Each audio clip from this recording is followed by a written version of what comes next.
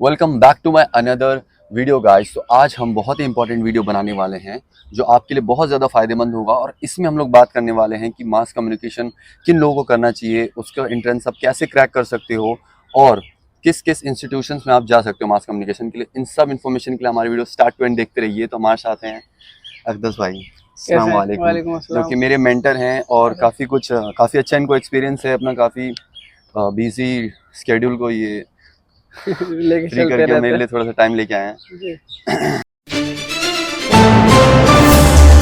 अकदस भाई, आप सबसे पहले अपना थोड़ा सा जर्नी के बारे में बताइए। आपकी स्टार्ट टू एंड कैसे जर्नी रही, जॉब मिली उसके बाद आपको कैसा हाँ, कैसा रहा। तो हामिद, सबसे पहले मेरी जर्नी जो है वो शुरू होती है।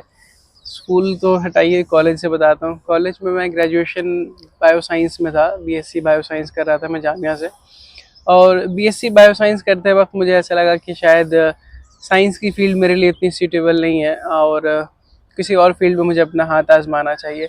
तो शुरुआत में ही मुझे जर्नलिज्म और मास कॉम का थोड़ा सा शौक़ था। शुरू से ही मैं स्कूल वगैरह में थोड़ा डिबेट वगैरह इन सारी चीज़ों में एक्टिव था। लेकिन ये डर था कि जो जामिया जहाँ से मैंने बाद में मास कॉम किया है वो काफ़ी प्रीमियर इंस्टीट्यूशन है और यहाँ पे हमेशा से सुना जाता था कि भाई बहुत मुश्किल एंट्रेंस होता है। लेकिन उस डर के बावजूद भी मैंने तैयारी की और मालिक का शुक्र है, अल्लाह का शुक्र है कि मुझे वहाँ पे एडमिशन मिला। तो मेरी जर्नी फिर उसके बाद जो मास कॉम की जर्नी जिसके लिए आज हम बैठे हैं, जामिया से मैंने मास कॉम किया। उसके बाद मैंने कई जगह पे कई वेबसाइट के साथ काम किया और फिर एक फ़िल्म कंपनी में काम कर रहा था। फ़िलहाल कुकू एफएम एक ऐप है, बहुत सारे लोग जो यूट्यूब पे वो जानते ही होंगे। काफ़ी सारे एड्स जो है कुकू एफएम के रन कर रहे होते हैं और लोगों को काफ़ी पसंद भी आ रहा है वो ऐप। तो मैं उसी कंपनी में काम कर रहा हूँ, कुकू एफएम में फ़िलहाल। तो ये कोको एफएम में आपका मतलब कैसे लगा, मतलब कैंपस प्लेसमेंट आते हैं या फिर नहीं, आप नहीं, खुद से। वो तो बाद में मैंने किए। कैंपस प्लेसमेंट तो आते हैं मगर थोड़ा हमारा जो साल था, जिस साल में पास आउट हुआ, थोड़ा अनफॉर्चुनेट साल था। कोविड की सेकंड वेव आई हुई थी, 2020-21 की बात है। और 21 में आई थी वेव, तो मैं 20 में पास आउट किया हूँ। तो उस वक्त जॉब का सिचुएशन बहुत ख़राब था। इवन आपके पास कोई भी अच्छी से अच्छी डिग्री हो, लेकिन आपको मालूम है कि मूवमेंट ही नहीं था, लोग बाहर ही नहीं निकल रहे थे, तो फिर जॉब तो बहुत ही दूर की बात है, ख़ासतौर फ्रेशर्स को, चाहे आपके पास कोई भी डिग्री हो। तो उस वक्त जॉब की बड़ी परेशानी थी। लेकिन शुरू में हमने जो जॉब की वो जैसा बताया मैंने आपको, एक न्यूज़ वेबसाइट के साथ की। उसके बाद में 1 साल के बाद यहाँ पे वैकेंसी आई तो मुझे मालूम चला, तो मैंने अप्लाई किया था। जी जी जी, बहुत ही अच्छा एक्सपीरियंस और जर्नी रहा आपका। जी। तो अच्छा, कुछ मतलब मैं जानना चाह रहा था कि कुछ लोग सोचते हैं इस बारे में कि क्या कुछ अलग तरीके के लोग होते हैं कि मतलब उनको ज़्यादातर टैलेंट होना चाहिए या ज़्यादा पब्लिक में जो बोल पाते हैं उस तरह के लोग मीडिया में चाहिए, या और भी बैकएंड में काम है जो हो सकते हैं। नहीं, बैक एंड में ज़्यादा काम है। यही चीज़ है कि मैंने आपसे कहा कि काफ़ी सारी चीज़ें जो आपकी ऑडियंस देख रही है उनको नई चीज़ें मालूम होंगी। बैक एंड में ज़्यादा काम है। और ऐसा कुछ नहीं है कि हाँ, मीडिया के बारे में पहले एक सोच ये थी कि मीडिया में वही जाएगा जो बोल सकता है या जो रिपोर्टर ही बनना है। नहीं, रिपोर्टर तो एक वो चीज़ होती है, या एंकर एक वो पहलू होता है मीडिया का जो आपको दिख रहा होता है। उसके पीछे 10 लोग काम करते हैं, 10 लोग रिसर्च करते हैं, 10 लोग उस स्टोरी को बनाने में मदद करते हैं, 10 लोग उसको लिखने में मदद करते हैं, 10 लोग उसको एडिट करने में मदद करते हैं, फिर बिल्कुल। जाकर के वो स्टोरी आपके सामने आती है। जी तो इस बिल्कुल। सवाल का जवाब देखिए ये है कि कोई ऐसा हार्ड एंड फास्ट रूल नहीं है कि मीडिया में। आपको डिपेंड करता है कि आपका खुद को लेके विजन क्या है, आप जो है वो किस चीज़ में इंटरेस्टेड हैं, वो आपको पता होना चाहिए। तो अगरचे आप बिल्कुल एंकरिंग एंकरिंग में आप इंटरेस्टेड हैं, या रिपोर्टिंग में आप इंटरेस्टेड हैं, या फिर आजकल जो वीडियो प्रोडक्शन है, आप जो है किसी तौर पे वीडियोस बनाना चाहते हैं अपने तौर पे, वो भी है आपके लिए। लेकिन हो सकता है कि आप बहुत अच्छे वीडियो एडिटर हों, फिर भी मीडिया इंडस्ट्री में आप आराम से काम करेंगे। अच्छे वीडियो एडिटर अगर आप हैं, ज़ाहिर है आप कभी सामने नहीं आएंगे, पर आप काम कर रहे होंगे। अगर आपको बहुत अच्छी साउंड की नॉलेज है ना, तो भी आप काम कर रहे होंगे इंडस्ट्री में, आपको जगह मिल जाएगी। और आप सामने नहीं आएंगे पर इंडस्ट्री में आपके लिए बिल्कुल पूछ होगी। आजकल तो आप जानते हैं ग्राफिक डिज़ाइनर हैं, अगर आप अच्छा लोग हो तो आजकल देखिए 2 या 4-6 महीने का ग्राफिक डिज़ाइनिंग का कोर्स करके और उसके बाद इंडस्ट्री में अच्छा पैसा कमा रहे हैं। तो ग्राफिक डिज़ाइनिंग अगर आपको आती है, अगर आपको बहुत सारे सॉफ्टवेयर हैं जिनका मैं जिक्र कर दूंगा जो ऑडियंस को उससे जो है मदद हो जाएगी। अगर आपको इलस्ट्रेटर एक सॉफ्टवेयर है वो आता है डिज़ाइनिंग का, वो आता है, आपको प्रीमियर प्रो आता है एडिटिंग करने के लिए, आपको कुछ और भी सॉफ्टवेयर आते हैं। तो बेसिकली अगर आपके पास कोई स्किल सेट है, आजकल के ज़माने में जो इंडस्ट्री है वो सच बात तो ये है कि डिग्री के अलावा स्किल्स अगर नहीं है आपके पास तो आपकी वो डिग्री बिल्कुल बेकार है, वो रद्दी का टुकड़ा बन जाती है। स्किल्स पे वर्क करने की ज़रूरत है। डिग्री तो खैर ज़रूरी है ही है, क्योंकि डिग्री जो है वो आपको मार्केट में एंट्री दिला देती है, एक पहचान दिला देती है, और प्लस अगर आप एक फॉर्मल तरीके से एजुकेट होकर के और ट्रेन होकर के आते हैं तो फिर आपको काफ़ी सारी एथिक्स पता चल जाती है। आजकल ये बात बहुत होती है कि मीडिया में एथिक्स नहीं रहे, या मीडिया का जो स्टैंडर्ड है वो गिरता जा रहा है। उसकी बड़ी वजह ये है, मैं किसी एक सीनियर जर्नलिस्ट को सुन रहा था तो उन्होंने भी बोला कि आज की जो हालात हैं मीडिया के, बहुत सारी मल्टीपल वजूहात हैं, मगर उसमें एक वजह ये भी है कि जो प्रॉपरली ट्रेन होकर के आए हुए लोग कितने हैं, आप जाकर के उसमें पता कर लीजिए, सर्वे कीजिए। आप, मैं आपको कहता हूँ, आप सर्वे कीजिए किसी भी मीडिया ऑर्गेनाइजेशन में, सो आपको पता लग जाएगा कि कितने लोग हैं जो प्रॉपर ट्रेन होकर के आ रहे हैं और कितने लोग हैं जो तो वो भी एक फ़र्क पड़ता है बहरहाल। लेकिन उस डिग्री के साथ साथ में ज़रूरी ये भी है कि आप अपनी स्किल सेट पे वर्क करें। जी बिल्कुल बिल्कुल, ये बात बिल्कुल सही है।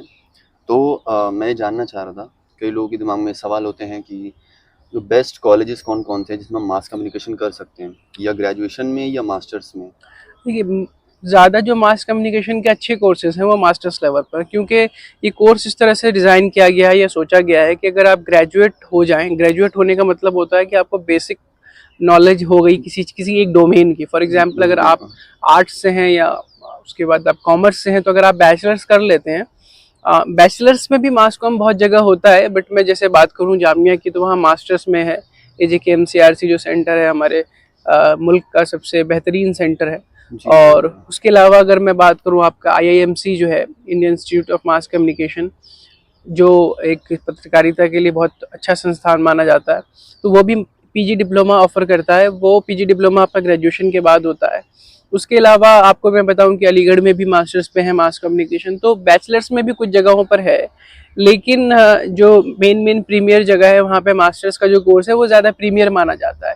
तो अगर मैं बताऊं आपको संस्थान, जो आपने मुझसे पूछे, तो संस्थान इसमें ऑडियंस को अगर मैं यहाँ पे बताऊं कि जो संस्थान है वो आपके लिए जो बहुत ही अच्छे संस्थान है देश में 3-4, उसमें जामिया का AJK-MCRC है, सबसे अच्छा संस्थान माना जाता है। इसके कोर्स का डिज़ाइन थोड़ा अलग है, मगर काफ़ी हॉलिस्टिक और काफ़ी प्रॉपर तरीके से आपको वो गाइडेंस मिल जाती है। फिर आपका सिम्बायोसिस इंस्टीट्यूट है, फिर आपका एक जर्नलिज्म की तरफ अगर आप जाना चाहें तो IIMC है और एशियन कॉलेज ऑफ जर्नलिज्म है। तो ये 4-5 वो संस्थान मैंने बताए कि इसके अलावा भी हैं, पर ये जो है सबसे प्रीमियर संस्थान है। जी जी जी, आपने काफ़ी अच्छा बताया। जी, जो एंट्रेंस एग्जाम होते हैं, जैसे कई जगह MCRP, जामिया में और बड़े बड़े इंस्टीट्यूशन में एंट्रेंस एग्जाम होने लगे, तो हर जगह ही होने लगे हैं, तो उसको क्रैक करने का या उसका पैटर्न सिलेबस क्या होता है? मतलब कुछ टिप, जैसे कि क्या होते हैं लोग ना गलत तरीके से एग्जाम भी कर रहे होते हैं, पैटर्न पता नहीं होता है, सिलेबस पता नहीं होता है, वो कर रहे होते हैं, तो उस टाइप। तो देखिए, ऐसा कि मैंने अपने वक्त में 3 एग्ज़ाम दिए थे। मैंने अलीगढ़ का दिया था, मैंने IIMC का भी दिया था, जामिया भी दिया था। तीनों का जो है किसी लेवल पे मैं क्वालिफाई तीनों में शायद कर गया था, जहाँ तक मुझे याद आ रहा है। IIMC में रिटर्न निकला था, जामिया में तो निकल ही गया था, अलीगढ़ में भी शायद I think I was in the waiting list और समथिंग, अभी पूरा याद नहीं आ रहा मुझे। तो पैटर्न मैं इसलिए जो है आपको एक जनरल पैटर्न बता सकता हूँ जो इन सभी जगहों पे फॉलो होता है। देखिए, सबसे पहले जो इन जगहों के जो एंट्रेंस एग्ज़ाम है उसमें जो ज़्यादा बड़ा पोर्शन है वो रिटन एग्ज़ाम का है, MCQ का छोटा पोर्शन है। जामिया में भी रिटन का काफ़ी बड़ा पोर्शन है, मैं जामिया स्पेसिफिक अभी बताता हूँ आपको। तो रिटन का काफ़ी बड़ा पोर्शन है, तो अराउंड 80% जो एग्ज़ाम है वो आपका रिटन है, और कुछ MCQs 20 नंबर के लगभग जामिया में MCQs आते हैं, बाकी रिटन आता है। तो रिटन की आपकी अगर स्ट्रेंथ अच्छी है तो आपकी एग्ज़ाम निकालना आसान हो जाएगा, और इसकी तैयारी के बीच में भी आपको रिटन की तैयारी करनी पड़ेगी। अब सवाल ये है कि रिटन में क्या तैयारी की जाए, तो लॉन्ग फॉर्म आर्टिकल राइटिंग की जो स्किल है वो आपको बहुत काम देगी, क्योंकि बहुत सारे जो क्वेश्चंस आते हैं वो आर्टिकल के फॉर्म में आते हैं, और क्वेश्चंस का जो डोमेन होता है या फिर जो नॉलेज आपसे पूछी जाती है वो जाहिर है कि आप मीडिया में जा रहे हैं तो समाज की और जो दुनिया है उसकी समझ होनी चाहिए। तो पॉलिटिक्स के अराउंड, देश की गवर्नमेंट और पॉलिसी के अराउंड, गवर्नेंस के अराउंड, उसके अलावा इंटरनेशनल रिलेशंस के अराउंड, उसके अलावा इकोनॉमिक्स के अराउंड, ये सारे सवालात आएंगे कि आपका क्या नज़रिया है। फॉर एग्जांपल पूछा जा सकता है कि अभी कोई डील, मान लीजिए अभी कोई समिट हो रही है, अभी SCO की समिट हो रही है भारत में, ठीक है, तो अब आपको ऊपर नहीं पता होना चाहिए कि SCO की समिट हो रही है भारत में। अगर आपसे SCO के बारे में डिटेल में पूछा जाए तो आप वहाँ पे लिख पाएँ, क्योंकि आपको 2 पन्ने लिखने होंगे। 2 पन्ने लिखने में समझिए कि नॉलेज होगी, तभी आप 2 पन्ने लिख सकते हैं। सही बात है, 2 पन्ने तो तो ये है कि वो तैयारी करके जाना, और जो इश्यूज हैं या फिर जैसे मैंने 4-5 डोमेन बताया कि गवर्नेंस हो गया, देश की पॉलिटिक्स हो गई, देश की डेमोक्रेसी हो गई, उसके अलावा इकोनॉमिक्स हो गई, लॉ हो गया, तो ये जितनी चीज़ें जो हमारे समाज में आसपास में सोसाइटी को रन करने के लिए अलग अलग चीज़ें चल रही होती हैं, या उसके आसपास जो खबरें बन रही होती हैं, बड़ी खबरें, उन बड़ी खबरों के ऊपर आपका क्रिटिकल माइंड चलता हुआ होना चाहिए। उसके अलावा जैसे अगर जामिया का बताऊं तो वहाँ पे चूंकि सिनेमा का भी पोर्शन है, तो थोड़ा सिनेमा का और मीडिया इंडस्ट्री की नॉलेज, रेडियो कैसे वर्क करता है, या रेडियो का क्या इतिहास है, अखबारों का क्या इतिहास है भारत में, या इलेक्ट्रॉनिक मीडिया क्या इतिहास है, इस चीज़ों को भी आपको पता होना चाहिए। इसके अराउंड में क्वेश्चन आ सकते जी जी जी। एक बहुत ही इम्पोर्टेंट सवाल है, हैं। जो कि मतलब जैसे जो ग्रेजुएट हो गए हैं या मास कम्युनिकेशन मास्टर्स कर लिए हैं, तो उनके लिए क्या करियर पर्सपेक्ट्स हैं? जी, मास कम्युनिकेशन करने के बाद मैं आपको बताऊं कि कहानी थोड़ी सी पहले जैसी नहीं है। अभी डिजिटल के आने के बाद कहानी बहुत बदल गई है, और बहुत तेज़ी से बदल रही है, पूरा लैंडस्केप बदल रहा है। अगर मैं आपको बताऊं तो देखिए, अब ये है कि पहले क्या था कि लगे बंधी चीज़ें थी कि लोग मास कम्युनिकेशन करते थे तो मीडिया ऑर्गेनाइजेशंस में ही जाते थे कि भाई जाएंगे, किसी अखबार में लग जाएंगे, किसी इलेक्ट्रॉनिक चैनल में लग जाएंगे। अब जी ऐसा जी। नहीं है, काफ़ी स्कोप जो है बढ़ गया है। आप क्या करना चाहते हैं, अगर आपको जितनी जल्दी क्लियर हो जाएगा उतना जल्दी आप अपना रास्ता ढूंढ लेंगे। तो चूंकि जैसे अगर देखूं तो आपको बताऊं, दोनों जगह का फ़र्क बताऊं तो आईएमसी की अगर बात करूं तो आईएमसी प्राइमरीली आपको जर्नलिज्म में ट्रेन करता है, Indian institute of mass communication.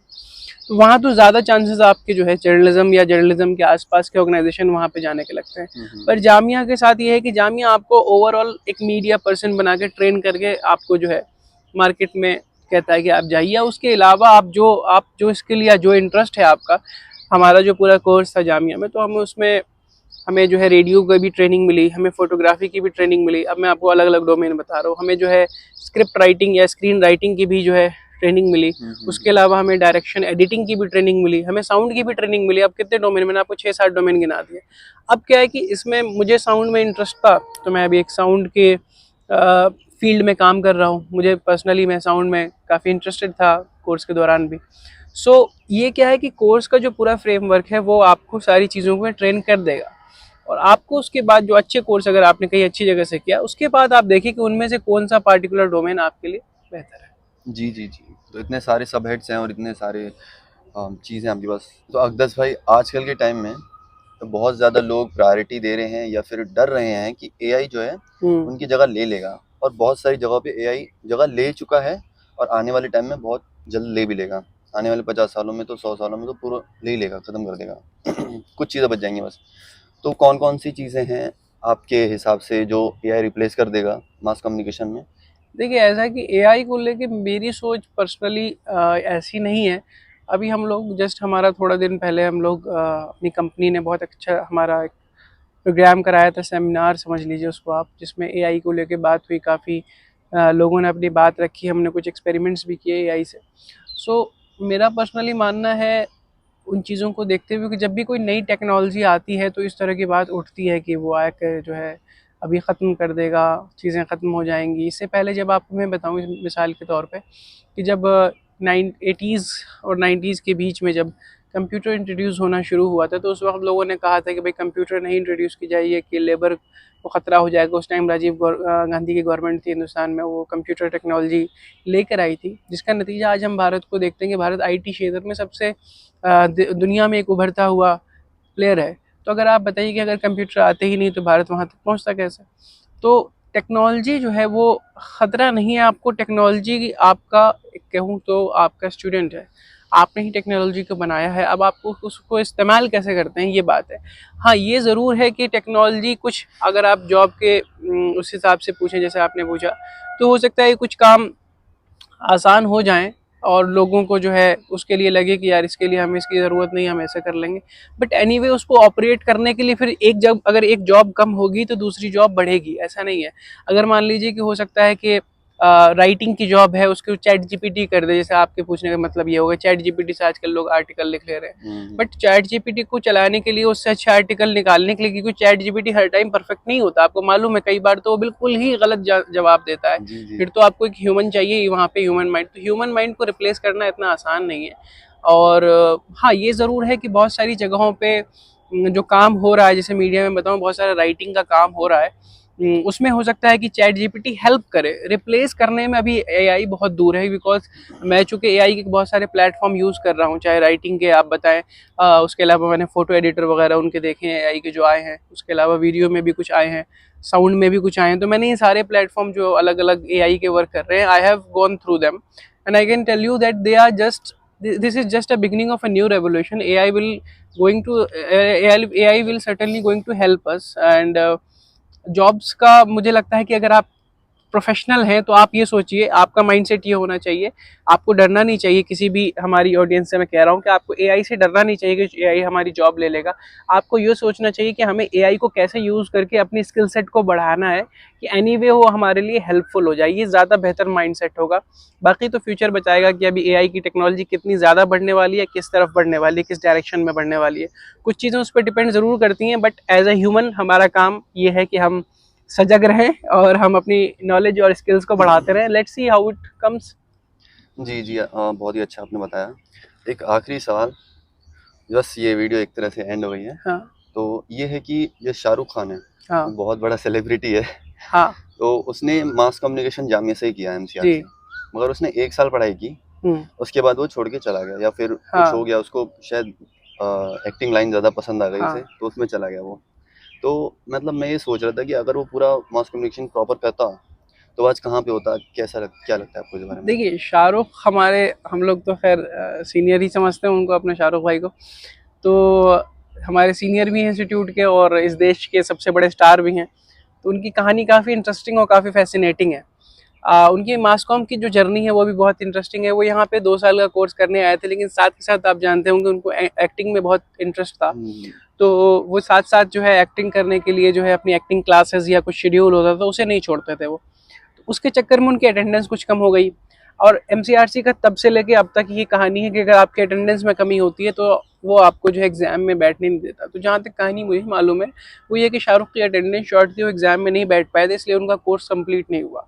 लेकिन मैं आपको एक बात बताता हूँ बहुत इंटरेस्टिंग, कि शाहरुख के बहुत सारे इंटरव्यूज आप देखिएगा तो शाहरुख खुद कहते हैं कि इस कोर्स में इस दौरान इन्होंने जितनी चीज़ें सीखी वो उनको लाइफ टाइम में काम आई।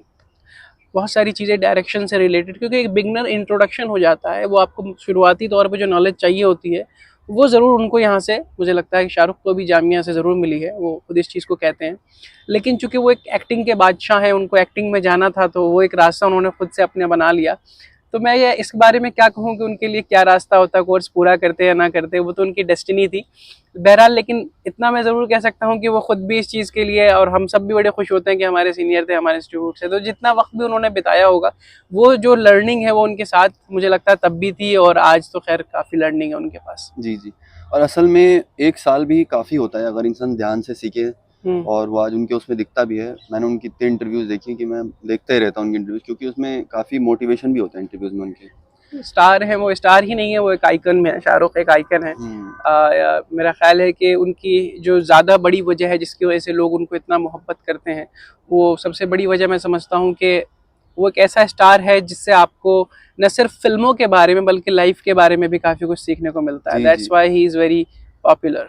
जी जी, लाइफ लेसन बहुत ज़्यादा मिलते हैं उनसे। जी तो गाइज, अब हमारी वीडियो होती है एंड, और आपकी कोई भी क्वारीज और डाउट्स हो तो आप कमेंट से मुझे ज़रूर बताइए, मैं आपको रिप्लाई करूँगा सारी कमेंट्स का। और आपको मेरी वीडियो अच्छी लगी हो तो मेरे चैनल को सब्सक्राइब कीजिए और लाइक करिए और शेयर करिए अपने मास कम्युनिकेशन वाले दोस्तों को, और जितने भी लोगों को ज़रूरत है इस वीडियो की। तो लेट्स चेक इन आउट